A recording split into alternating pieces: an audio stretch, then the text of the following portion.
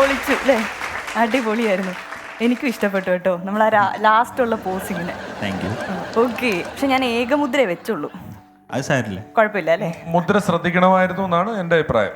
അതെ, ഞാൻ മാത്രം ഏകമുദ്ര, അവിടെ ദ്വിമുദ്ര. പക്ഷെ ഞാൻ ഞെട്ടിപ്പോട്ടെ, ഞാനവിടെ നിങ്ങൾ പ്ലാനിങ് ആന്ന് വിചാരിച്ചു. അല്ല ഏട്ടാ, അവിടെ നിന്ന് എന്നോട് വരുമ്പോൾ കാണിച്ചു ലാസ്റ്റ് നമുക്ക് ഇങ്ങനെ വെക്കണമെന്ന്. ഇങ്ങനെ കാണിച്ചോളൂ, ഇന്ന് സെറ്റ്. കളിക്കരുതെന്ന് അവൻ കാണിച്ചത് ശരിക്കും. അപ്പൊ ഇന്ന് ഫുൾ ശക്തമായിട്ടാണ് വന്നിരിക്കുന്നത്. Full paper. ഫുൾ പേപ്പറിൽ നിൽക്കുകയാണ് പവറേഷ് കുമാർ ചൗഹാൻ. അല്ല, ഞാൻ കണ്ടിട്ടില്ല പുള്ളിയുടെ. നമ്മളൊക്കെ കാണാൻ പോവല്ലേ, പ്രകടനം കാഴ്ചവെക്കാൻ പോവല്ലേ? കാഴ്ചവെക്കാം. All the best Amal. Thank you. നമസ്കാരം, എൻ്റെ പേര് അമൽ. അച്ഛനും അമ്മയ്ക്കും ജീവിതത്തിൽ ഏറ്റവും ആദ്യമായിട്ട് പറ്റിയ അമളിയാണ് ഞാൻ. അതുകൊണ്ടാണ് അമൽ എന്ന് പേരിട്ടിട്ടുള്ളത്. നമ്മൾ ചിലർക്കൊക്കെ അമൽജീത്ത് എന്ന് പേര് കേട്ടിട്ടുണ്ട്. അവർ വിജയിച്ച അമളി, നമ്മൾ പരാജയപ്പെട്ട അമളി, അത്രേ ഉള്ളൂ സംഭവം. അപ്പം ഞാൻ രാവിലെ പത്രം വായിക്കാറുണ്ട്. ഇന്ന് രാവിലെ പത്രം വായിച്ചപ്പോൾ ഞാൻ വിചാരിച്ചു, പണ്ടത്തെ വയറ്റാട്ടികളാണോ ഈ കമ്പനിയിൽ വർക്ക് ചെയ്യണമെന്ന്. കാരണം അവരുടെ ക്യാപ്ഷൻ വായിക്കണം, nobody delivers Kerala better, കേരളത്തിൽ ഇതിലും ബെറ്ററായി ഡെലിവറി ആരും ചെയ്യില്ല എന്ന്. ജാതി ക്യാപ്ഷനാണ്. അപ്പം ഞാൻ എല്ലാ കാര്യത്തിലും ഭയങ്കര സെലക്റ്റീവാണ്. ഞാൻ ബൈക്ക് മേടിച്ചപ്പോഴടക്കം അതിൻ്റെ ക്യാപ്ഷൻ നോക്കിയിട്ടാണ് മേടിച്ചത്. ഞാൻ ബൈക്ക് മേടിച്ചപ്പോൾ ക്യാപ്ഷനായിരുന്നു ഡെഫിനറ്റ്ലി മെയിൽ. സംഭവം ശരിയാണ്, എൻ്റെ ലൈഫിൽ ഒറ്റ ഫീമെയിൽ ഇതുവരെ വന്നിട്ടില്ല. ഡെഫിനറ്റ്ലി മെയിൽ, തെറ്റിദ്ധരിക്കണ്ട, മെയിൽസും വന്നിട്ടില്ല, അതുകൊണ്ട് പേടിക്കൊന്നും വേണ്ട വരും. അപ്പം ഞാൻ വളരെ കഷ്ടപ്പെട്ടുകൊണ്ട് ഒരു പെൺകുട്ടീനെ വളച്ചു. പുള്ളിക്കാരിയുടെ പേരാണ് രേഷ്മ. അവളാണെങ്കിൽ എന്താ പറയുക, ചില സിം കാർഡ്സിൻ്റെ നെറ്റ്വർക്ക് പോലെയാണ് അവള്. വർഷത്തിൽ 1-2 പ്രാവശ്യമൊക്കെ എനിക്ക് കാണാൻ പറ്റുള്ളൂ, അതാണ് അവസ്ഥ. പക്ഷേ അവൾക്ക് എന്നോട് ഭയങ്കര സ്നേഹമാണ്. ഞാൻ വല്ലയിടത്തേക്കും പോവുകയാണെങ്കിൽ അവൾ എന്നോട് പറയും, എന്നെ ഓർക്കണം, ഒരിക്കലും മറക്കരുതെന്ന്. ഞാൻ ട്രെയിനിലൊക്കെ പോകുമ്പോൾ ഇത് ആലോചിക്കും. അവൾ പറയുന്നത് തുമ്മ യാദ് രഖ്നാ കഹി ഭൂൽ ന ജാന. അപ്പുറത്തെ ബൂക്കിന്ന് കോറസ് വരും, പർദേശേ പർദേശേ ജാനാ നഹി എന്നും പറഞ്ഞിട്ട്. പക്ഷേ എന്തൊക്കെയായാലും നമ്മൾ വിചാരിക്കും റിലേഷൻഷിപ്പിൽ 2 പേര് ഉള്ളൂ. അങ്ങനെയല്ല, റിലേഷൻഷിപ്പിൽ 3 പേരുണ്ടായിരിക്കും. ബോയ് ഫ്രണ്ടും ഗേൾ ഫ്രണ്ടും പിന്നെ അവളുടെ ബെസ്റ്റ് ഫ്രണ്ടും. അവളുടെ ബെസ്റ്റ് ഫ്രണ്ട് എന്ന് പറഞ്ഞു കഴിഞ്ഞാൽ ഒരു ലാലേട്ടൻ ഫാനായിരിക്കും. ഇങ്ങനെ നടക്കുള്ളൂ. എന്താ സംഭവം എന്ന് വെച്ചാൽ, ഇവരുടെ ബ്രേക്കപ്പ് കഴിഞ്ഞ് കഴിഞ്ഞാൽ അവൾക്ക് വന്ന് തല വയ്ക്കാനുള്ള ഒരു ഹെഡ് റെസ്റ്റ് കംഫർട്ടിന് വേണ്ടിയാണ് പുള്ളി ഇങ്ങനെ നടക്കുന്നത്. വേറെ ഒന്നുമല്ല. നമ്മൾ ഈ തേപ്പിസ്റ്റുകൾക്കൊക്കെ പെർമനൻ്റ് ആയിട്ടൊരു ജോലി കിട്ടും. അത് ഇവൾക്കും കിട്ടി. Instagram model DM for paid promotion. എന്താ, പക്ഷേ ഇത് പെണ്ണുങ്ങളെ മാത്രം ഉദ്ദേശിച്ചിട്ടില്ല കേട്ടോ, ആണുങ്ങളായാലും അവർക്ക് ഈ ജോലി കിട്ടും. #Political correctness. അല്ലെങ്കിൽ നാളെ ആരെങ്കിലും യൂട്യൂബിൽ ട്രോൾ ചെയ്യും, ഇവൻ്റെ പൊളിറ്റിക്കലി ഇൻകറക്റ്റായ സെറ്റായിരുന്നു എന്ന് പറഞ്ഞിട്ട്. അപ്പോൾ അവൾക്ക് ഈ ജോലി കിട്ടി. കുറച്ച് മാസം കഴിഞ്ഞപ്പോൾ അവൾക്കൊരു കല്യാണാലോചന വന്നു, ഒരു ഫിലിം ഡിസ്ട്രിബ്യൂട്ടറിൻ്റെ. അവൾ എന്നെ നൈസായിട്ട് തേച്ച് അവൻ്റെ ഒപ്പം പോയി. അപ്പോൾ ഈ വേദനയിൽ നിന്ന് കരകയറാൻ വേണ്ടിയിട്ട് ഞാൻ ഒരുപാട് സിനിമകൾ കാണാൻ തുടങ്ങി. എന്നോട് പലരും പറഞ്ഞു മലയാള സിനിമകളാണ് ജീവിതത്തോട് അടുത്തേക്കണമെന്ന്. But I object your honour, അങ്ങനെയല്ല, ഹിന്ദി സിനിമകളാണ് ജീവിതത്തോട് അടുത്തേക്കണേ. ഞാൻ തെളിയിച്ചു തരാം. നിങ്ങൾ ധൂം സീരീസ് കണ്ടിട്ടുണ്ടെങ്കിൽ ധൂം 1 ജോൺ അബ്രഹാം അഭിനയിച്ചു, പടം കഴിഞ്ഞു, ജോൺ അബ്രഹാമും ബിപാഷയും പിരിഞ്ഞു. ധൂം 2 ഋത്തിക് റോഷൻ അഭിനയിച്ചു, പടം കഴിഞ്ഞു, ഋത്തിക്കും സുസൈനും പിരിഞ്ഞു. ധൂം 3 അമീർ ഖാൻ അഭിനയിച്ചു, പടം കഴിഞ്ഞു, അമീർ ഖാനും കിരണും പിരിഞ്ഞു. ഇനി നിങ്ങൾ പറയും ഇതിലും കൂടുതൽ ജീവിതത്തോട് അടുത്തേക്കണ ഏതെങ്കിലും ഒരു ഇൻഡസ്ട്രി ലോകത്തുണ്ടോ എന്ന് പറയും. ഞാൻ തെളിയിച്ചു തരാം.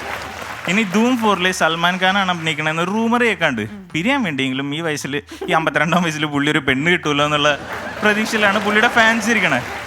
പക്ഷേ എനിക്കൊരു പ്രതീക്ഷയില്ല. കാരണം ബോളിവുഡിൽ സൽമാൻ ഖാൻ്റെ കല്യാണം എന്ന് പറഞ്ഞു കഴിഞ്ഞാൽ കേരളത്തിൽ പല ജ്യോതിഷന്മാരുടെയും പ്രവചനം പോലെയാണ്, ഒരിക്കലും നടക്കില്ല. അതാണ് അവസ്ഥ. പിന്നെ എനിക്കൊരു എതിരഭിപ്രായം ഉള്ളതെന്ന് പറഞ്ഞാൽ, MS ധോണി സിനിമ കണ്ടിട്ടുണ്ടോ എല്ലാവരും? MS ധോണിയുടെ അതിൽ അഭിനയിച്ച സുശാന്ത് സിംഗ് രാജ്പൂത്താണ്. പക്ഷേ അയാളുടെ പകരം കരൺ സിംഗ് ഗ്രോവർ എന്ന് പറഞ്ഞൊരു ആക്ടർ ഉണ്ട്. പുള്ളിയായിരുന്നു അഭിനയിക്കേണ്ടിരുന്നത്. എന്താന്ന് വെച്ച് കഴിഞ്ഞാൽ, പുള്ളി 2008 ആദ്യത്തെ കല്യാണം കഴിച്ചു, 2012 രണ്ടാമത്തെ കല്യാണം കഴിച്ചു, 2016 മൂന്നാമത്തെ കല്യാണം കഴിച്ചു. ജീവിതത്തിൽ വേൾഡ് കപ്പ് കളിച്ചുകൊണ്ടിരിക്കുന്ന ആളാണ് പുള്ളി. പുള്ളിയേക്കാൾ എക്സ്പീരിയൻസ് ആർക്കും ഉണ്ടാവില്ല. ഇത് 2020 കൊറോണ വന്ന കാരണം വേൾഡ് കപ്പ് മാറ്റി വെച്ചു. അല്ലെങ്കിൽ 4ാമത്തെ കപ്പും പുള്ളിയെ ഡെഫിനറ്റ് ആയിട്ട് അടിച്ചു തന്നെ, ഉറപ്പാണ്. ബോളിവുഡ് ആക്ടേഴ്സ് എന്ന് പറഞ്ഞു കഴിഞ്ഞാൽ അവർക്ക് എന്തെങ്കിലും ഒരു പ്രശ്നം വന്നാൽ അതെങ്ങനെ പ്രൊഡക്റ്റീവ് ആക്കണം എന്ന് നന്നായിട്ട് അറിയാം. ഇപ്പോൾ ഷാറൂഖ് ഖാൻ്റെ മോനെ NCB പിടിച്ചു. ഫസ്റ്റ് തന്നെ നമ്മുടെ സഞ്ജയ് ദത്ത് ഫോൺ വിളിച്ചു, അളിയ ഒരു ഓഫർ ഉണ്ട്, നമുക്ക് സഞ്ജുവിൻ്റെ സെക്കൻഡ് പാർട്ട് 5 കൊടുത്താലോ? പകുതി ബഡ്ജറ്റ് മതി, കാരണം NCB മാത്രമല്ലേ ഉള്ളൂ, തോക്കൊന്നുമില്ലല്ലോ, പൊളിക്കാം എന്ന് പറഞ്ഞു. അപ്പുറത്ത് ഷാറൂഖ് ഖാൻ പോയിട്ട് ആരോ തെറി വിളിക്കാണ്. എന്താ സംഭവം എന്ന് അന്വേഷിച്ചപ്പോൾ എന്താ, ദിനേശ് കാർത്തിക് വിളിച്ചേർക്കുക. അണ്ണാ നമ്മൾ കളി ജയിച്ചു, ചെക്കനോട് ചോദിച്ചിട്ട് പാർട്ടി നടത്താൻ പറ്റിയ വല്ല കപ്പലുണ്ടോ എന്ന് പറഞ്ഞു തരുമെന്ന് ചോദിച്ചിട്ട്. പക്ഷേ പുള്ളിക്ക് രക്ഷപ്പെടണമെങ്കിൽ ഒരു എളുപ്പമായിട്ടുള്ള വഴിയുണ്ട്. ആര്യൻ ഖാൻ പറഞ്ഞാൽ മതി. എനിക്ക് ഈ സംഭവം തന്നത് ബദാനി മാമനാണെന്ന് പറഞ്ഞു കഴിഞ്ഞാൽ അടുത്ത ദിവസം TV ഫ്ലാഷ് ന്യൂസ് വരും, ആര്യൻ ഖാനിൽ നിന്നും പിടിച്ചെടുത്തത് ഡ്രഗ്സ് അല്ല, പ്രോട്ടീൻ പൗഡറാണ്, അടുത്ത ദിവസം മുതൽ ഇന്ത്യയിൽ എല്ലാവരും അത് ഉപയോഗിക്കാൻ തുടങ്ങിക്കോളൂ എന്ന് പറഞ്ഞിട്ട്. ബോളിവുഡിൽ ഒരുപാട് ലോജിക്ലെസ് കാര്യങ്ങളുണ്ട്, ഞാൻ അനുഭവിച്ചതാണ്. പക്ഷേ അത് മലയാളം സിനിമയിലും ചെറുതായിട്ടുണ്ട്. ഞാൻ തെളിയിച്ചു തരാം. എന്ന് വെച്ചാൽ കല്യാണത്തിന് മുന്നേ പച്ചമാങ്ങ പാടി നടക്കുന്ന ലവേഴ്സ് അതെങ്ങനെയാണ് ലോജിക് ആവുക? അല്ലെങ്കിൽ പിന്നെ പൃഥ്വിരാജിനെയും നവ്യ നായരെയും മാറ്റിയിട്ട് അവിടെ ഹാർദിക് പാണ്ഡ്യനെയും നതാശനെയും വെക്കൂ, അല്ലെങ്കിൽ നമ്മുടെ കമൽഹാസനെ വെക്കൂ. അപ്പം കല്യാണത്തിന് മുന്നേ നിങ്ങൾക്ക് പച്ചമാങ്ങ പാടാം, കുഴപ്പമില്ല, ധൈര്യമായിട്ട് പാടിക്കോളൂ. ഇങ്ങനെ ഇരിക്കുമ്പോഴാണ്, ഇങ്ങനെ സിനിമ കണ്ടുകൊണ്ടിരിക്കുമ്പോഴാണ് എന്നെ ഇവള് രേഷ്മ വിളിക്കണേ. ഒരു ദിവസം എന്നെ വിളിച്ചിട്ട് പറയണേ, അമലെ നിന്നെ തേച്ചതിന് സോറി, എനിക്ക് നല്ല വിഷമമുണ്ടെന്ന്.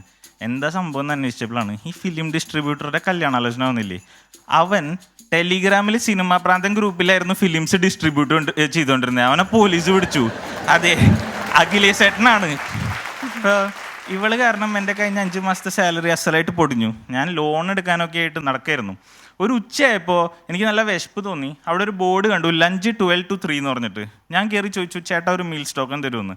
അയാൾ എന്നെ തെറി വിളിക്കുക, എന്താടാ നിനക്ക് പുറത്ത് ബോർഡ് വെച്ചത് കാണാലിന്ന്. ഞാൻ പറഞ്ഞു, ചേട്ടാ കണ്ടു, നിനക്ക് പ്രാന്താണോ? അല്ലല്ല, പ്രാന്തൊന്നുമല്ല. എടാ ഇത് ഹോട്ടലല്ല, FBI ബാങ്കാണെന്ന്.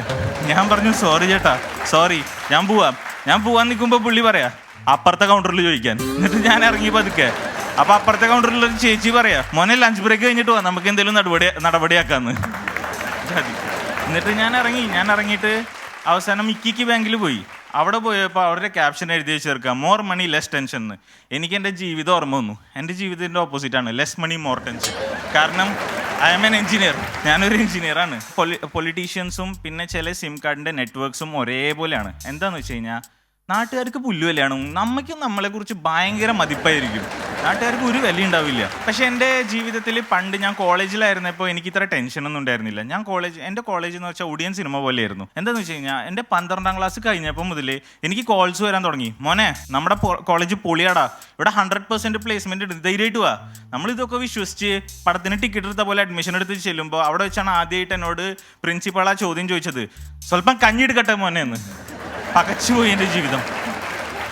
കോളേജിൽ വെച്ചിട്ട് എനിക്കൊരു കൂട്ടുകാരനെ കിട്ടി, സാബു എന്നായിരുന്നു അവൻ്റെ പേര്. അവൻ എന്ന് വെച്ചാൽ ഒരു 1 man ട്രാക്കാണ്. അവൻ RCB ഫാനായിരുന്നു. RCBക്ക് ഇതുവരെ കപ്പ് കിട്ടിയിട്ടില്ല. ഒരു ദിവസം 2016 ഞാൻ വീട്ടിൽ TV കണ്ടുകൊണ്ടിരിക്കുക, വാർത്ത കണ്ടുകൊണ്ടിരിക്കുക.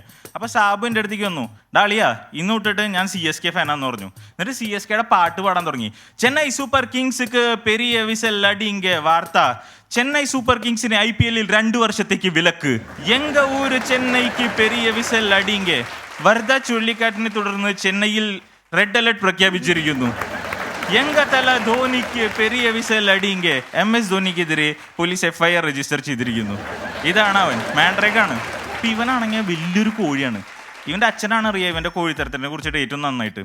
ഇപ്പൊ ഇവന്റെ അച്ഛൻ പറഞ്ഞു, മോനെ പഠിക്ക്, പേപ്പറൊക്കെ ക്ലിയർ ചെയ്യേ, അല്ലെങ്കിൽ ഒന്നും നടക്കില്ല. അപ്പൊ ഇവൻ പറയാ, single piece of paper can define my future എന്ന്. അവന്റെ അച്ഛൻ എന്താ ചെയ്തെന്ന് വെച്ചാൽ ഒരു സിംഗിൾ പീസ് ഓഫ് പേപ്പർ എന്ന് അവന്റെ പേര് വെട്ടിക്കളഞ്ഞു. വിൽപത്രത്തിൽ ഇപ്പൊ അവന്റെ പേരില്ല. അവന് നല്ല അസല് പണി കിട്ടി.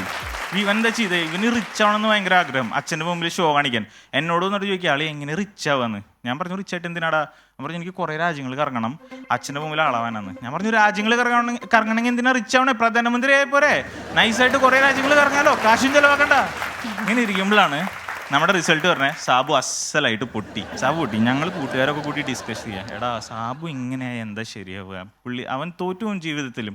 അത് കേട്ടോട്ട് സാബു വന്നു. സാബു പറയാം, ജീവിതത്തിൽ സാബുവിനെ തോൽപ്പിച്ചിട്ടുണ്ട് പലരും പലവട്ടം. ഫിസിക്സ് പരീക്ഷയ്ക്ക് വിറ്റ് പിടിച്ച ടീച്ചർ ആദ്യം എന്നെ തോൽപ്പിച്ചു, വിറ്റ് തിരിച്ചു ചോദിച്ചപ്പോൾ കൈവരിച്ച കൂട്ടുകാരൻ പിന്നെ തോൽപ്പിച്ചു, വിൽപത്രത്തിനൊപ്പം പരീക്ഷയുടെ മാർക്ക് തൂക്കി നോക്കിയപ്പോൾ ജനിപ്പിച്ച തന്തയും എന്നെ തോൽപ്പിച്ചു. തോൽവികൾ ഏറ്റുവാങ്ങാൻ സാബുവിൻ്റെ ജീവിതം വീണ്ടും ബാക്കി. ഇത് കഴിഞ്ഞിട്ട് സാബു പോയി. 2 ദിവസം കഴിഞ്ഞപ്പോഴാണ് ഞങ്ങൾക്കൊരു കത്ത് കിട്ടണേ, സാബുവിൻ്റെ അമ്മൂമ്മ മരിച്ചു എന്ന്. പാവം, നല്ല സ്നേഹമുള്ള അമ്മൂമ്മയായിരുന്നു. ഞങ്ങളൊക്കെ പോകുമ്പോൾ സ്വീറ്റ്സ് ഉണ്ടാക്കി വെക്കും. ഞാൻ ഗേറ്റിൻ്റെ അവിടെ എത്തുമ്പോൾ പറയും, വാടാ മക്കളെ, അമ്മൂമ്മ സ്വീറ്റ്സ് ഉണ്ടാക്കി വെച്ചിട്ടുണ്ടെന്ന്. കയറി ചെല്ലുമ്പോൾ ആ കൊരണ്ടി തള്ള അവിടുത്തെ പട്ടീനെ അയച്ചു വിടും ഞങ്ങളുടെ കടിക്കാൻ വേണ്ടിയിട്ട്. ഇച്ചാതി തള്ളയായിരുന്നു. ആ തള്ളേനെ കൊല്ലാൻ സാബു പണ്ട് കുറേ നോക്കിയിട്ടുണ്ട്. മുറുക്കാൻ്റെ ഇടയിൽ ഏറുപടക്കം വെച്ചിട്ട് കൊടുത്തിട്ടുണ്ട്. തള്ള ചത്തില്ല. പിറ്റേ ദിവസം വന്നിട്ട് ചോദിക്കുക, മോനെ ഇന്നലത്തെ സ്പെഷ്യൽ ഐറ്റം എവിടെയാ, അതൊന്നും കൂടി തരുമെന്ന്. നല്ല കിക്കാർന്നു. ട്രാംപോളിൻ പാർക്കെന്ന് പറഞ്ഞിട്ട് കിണറ്റിന്റെ വലയുടെ മുകളിൽ ചാടിച്ചിട്ടുണ്ട്. തള്ളക്കൊന്നും പറ്റിയില്ല. അവസാനം പട്ടി ചിക്കൻ കഴിക്കുന്ന കണ്ടപ്പോൾ ലെഗ് പീസ് എൻ്റെ എന്ന് പറഞ്ഞിട്ട് എടുക്കാൻ പോയതാ. പട്ടിക്കുണ്ടോ അമ്മൂമ്മ, കടിച്ചു പറിച്ച് കൊന്നു. അത് കഴിഞ്ഞിട്ട് സാബുവിനെ ഞങ്ങൾ കണ്ടിട്ടില്ല. സാബു ഒരു കത്ത് എഴുതി വെച്ചിട്ട് പോയി, എൻ്റെ അമ്മാമ്മ ഇല്ലാത്ത വീട്ടിൽ എനിക്ക് ജീവിക്കണ്ട, അമ്മമ്മയുടെ ഒരു ആട്ടുകല്ലും ഒരു ഉരുളിയും അമ്മമ്മയുടെ ഓർമ്മയ്ക്കായിട്ട് ഞാൻ എടുക്കുന്നുണ്ട് എന്ന് പറഞ്ഞിട്ട് അവൻ പോയി അവിടെ നിന്ന്. ഞങ്ങളും വിചാരിച്ചു സാബു ജീവിതത്തിൽ പരാജയപ്പെട്ടുണ്ടാവും, പരീക്ഷയ്ക്ക് സപ്ലി കടിച്ചിരിക്കുന്ന ആളാണ്, എന്താ ചെയ്യാവുന്നില്ല. കുറേ കാലത്തേക്ക് കണ്ടില്ല. പക്ഷെ 2 മാസം മുന്നേ ഞാൻ സാബുവിനെ വഴിയിൽ കണ്ടു. അവൻ വലിയ ആളെ, എൻ്റെ പ്രതീക്ഷകളൊക്കെ തെറ്റിച്ചു. അവൻ്റെ പുറത്ത് വലിയ VIP ഒക്കെ നിൽക്കുന്നുണ്ട്, ലാംബോർഗിനി കാറ് നിൽക്കുന്നുണ്ട്. ഞാൻ വിചാരിച്ചു നമ്മുടെ കൂട്ടുകാരനല്ലേ, എനിക്ക് ചെന്നാൽ ഡയറക്റ്റ് എൻട്രി കിട്ടുന്നു. ഇല്ല, എന്നോട് പറഞ്ഞു വഴിയിൽ നിൽക്കാൻ പറഞ്ഞു. ഞാൻ എന്നിട്ട് ക്യൂവിൽ നിന്നിട്ട് 15 മിനിറ്റിന് ശേഷം സാബുവിൻ്റെ അടുത്തേക്ക് പോയി. സാബു പറയാ, ഇത് പണ്ട് യശോദ ശ്രീകൃഷ്ണനെ കെട്ടിയിട്ട ആട്ടുകല്ലാണ്. ഇത് ഹോം സിനിമയില് KPSC ലളിതനെ തള്ളിക്കൊണ്ടുപോയ ഉരുളിയാണ്. എന്റെ പിഷാരടി ചേട്ടാ, സാബുവിന്റെ ഒരു ഉരുളി. Thank you, that's my set. ഗംഭീരം, ആദ്യം ഗംഭീരായിട്ടുണ്ട് അമൽ. സൂപ്പർ പെർഫോമൻസ് ആയിരുന്നു അല്ലെ, ഒരു ഔട്ട്സ്റ്റാൻഡിംഗ് പെർഫോമൻസ് എന്നൊക്കെ വേണമെങ്കിൽ പറയാം. എന്നല്ല, ആണ്. രമേശ് ചേട്ടാ, ഗംഭീരമായിരുന്നു.